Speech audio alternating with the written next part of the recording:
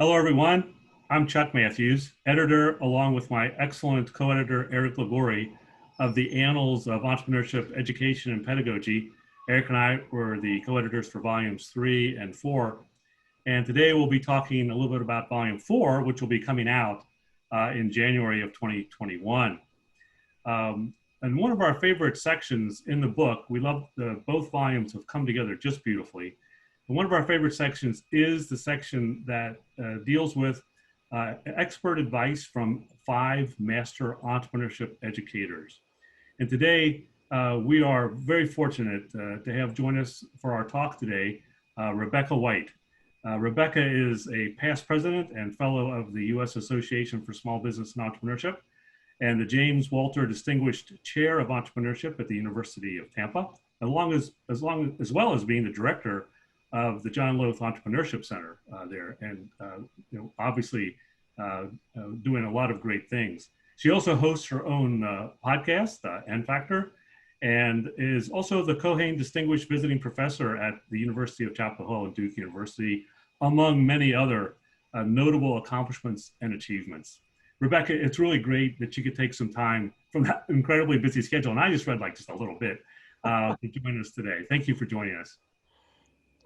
Thank you so much for having me. I feel honored to be one of the 5 included in this book because there are so many, there's so many really fabulous educators out there, you included. And I just have to say before I get started that as you were one of my mentors very early on, and not that you're that much older than me, but you were already really successful at the University of Cincinnati when I was at Northern Kentucky University. So, and very kind to spend time with me. So it's great to be with you today, Chuck, and I thank you for including me in this honor. Well, it's a pleasure, and indeed, I often reflect on those great days when you were at NKU, Northern Kentucky University. Of course, I'm still at the University of Cincinnati. We really rocked the greater Cincinnati, Northern Kentucky entrepreneurship ecosystem.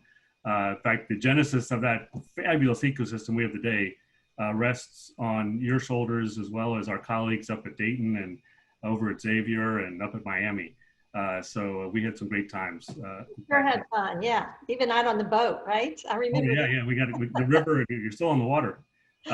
Rebecca is a very consistent contributor author for the Annals. She has been a contributor to Volume 1. I think she had an article in Volume 1 on learning speed and opportunity recognition. In Volume 2, she had an excellent article on competency, if I can say it, competency-based education, entrepreneurship education. I believe that was called A Call to Action, as I remember. It was an excellent article. And for Volume 4, she joins us again as one of our master entrepreneurship educators. So let's begin with some of your reflections in your 2021 offering. In fact, I'm going to put you a little bit on the spot. Hopefully you remember you began your essay with a story purchasing a coffee mug. You don't normally purchase coffee mugs, you noted, but you bought this one because it spoke to you. It had a quote from Michelangelo. Tell us a little about that quote and how it inspired you to share some of your insights on entrepreneurship education. Well, when I was contacted to write this piece, it reminded me of, because I was being asked to share my wisdom and my experience. And the one thing I could say is, wow, I'm still learning. And that has been, I guess, the story of my life, period, but especially as an entrepreneurship educator, and probably why I love entrepreneurship so much. But you're right, the coffee mug just simply said, I am still learning. And it really, as I was thinking about what I wanted to write, I felt pretty inadequate because I know that I haven't figured it all out, and I'm still learning every time I walk in the classroom, every time I prepare for a class, every time I'm doing my research, everything that I do. So as you said, it spoke to me because that's what my life has been about, and that's what my career has been about. And I think that's a great opening anecdote because we all have those little moments, whether it's a coffee mug or whether it's a saying or a quote that we live by, or I've always lived by the British philosopher Herbert Spencer's quote, I'll paraphrase it, the great aim of education isn't just knowledge, it's action. And entrepreneurship speaks very loudly to that notion of the combination of entrepreneurship, education, knowledge, and action. And so I think that's a great way to begin that.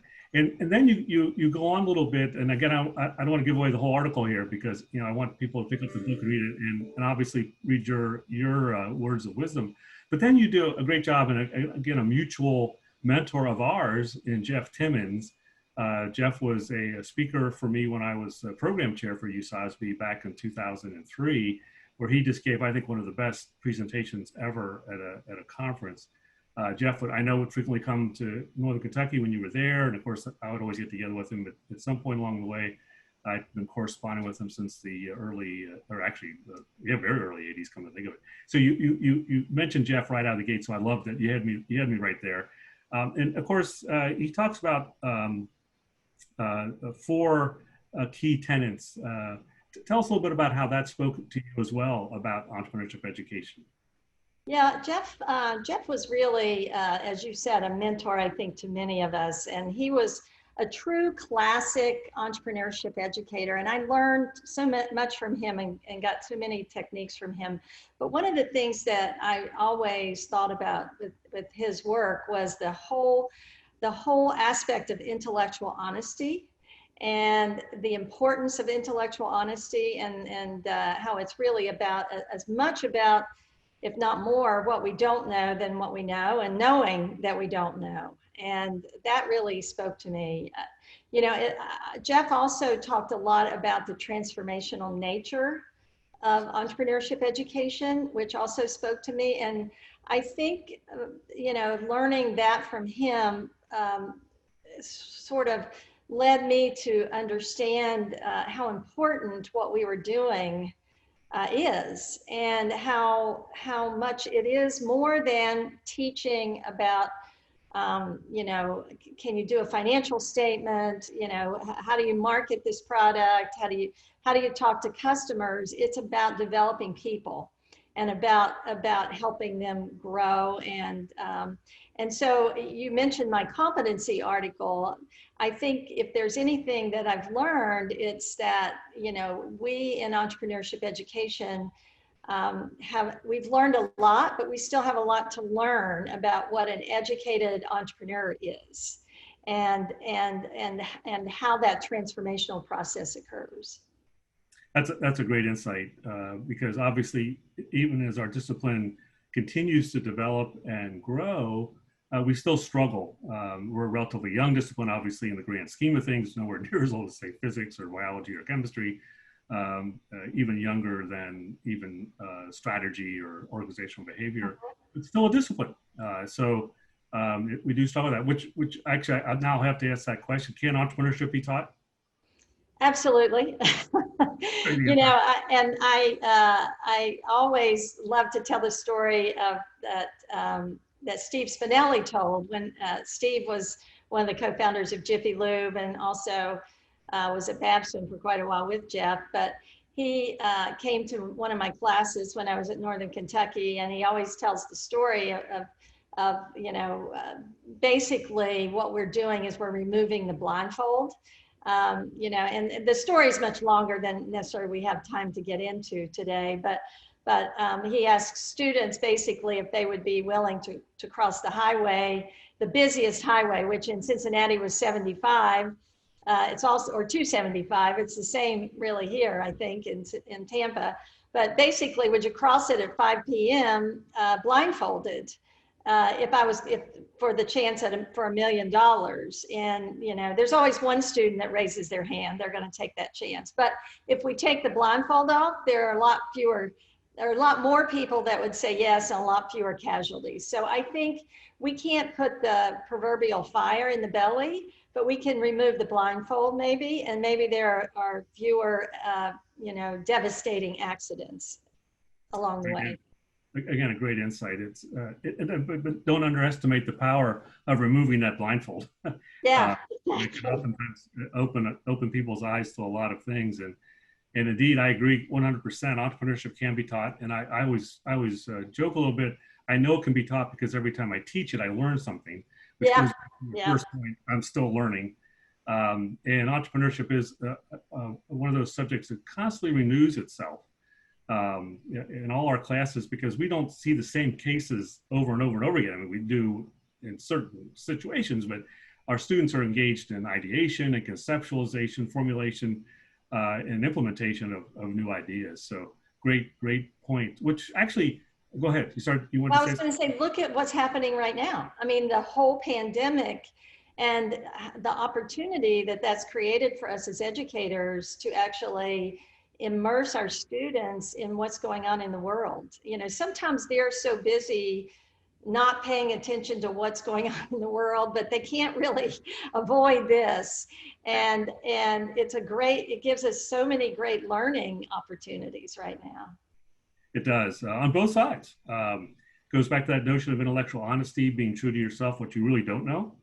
And we're all, you know, as educators, we're learning in terms of synchronous and asynchronous and hybrid and online and remote and a whole bunch of different things. Students are learning right along with us. And I'm sure your students have been like mine. They've been great because I've asked them to do things that I normally wouldn't. Interestingly, Chuck, I heard that someone estimated that what we've learned about teaching remotely would have taken us 6 years. What we've learned in 6 months would have taken us 6 years. So, you know, we don't underestimate the impact that the environment can have to speed up the acceptance of new technologies and also to speed up learning. Oh, absolutely. I agree completely there. I mean, that's again, very, very keen observation. You hate to have that reason, but at the same time, it really did accelerate that.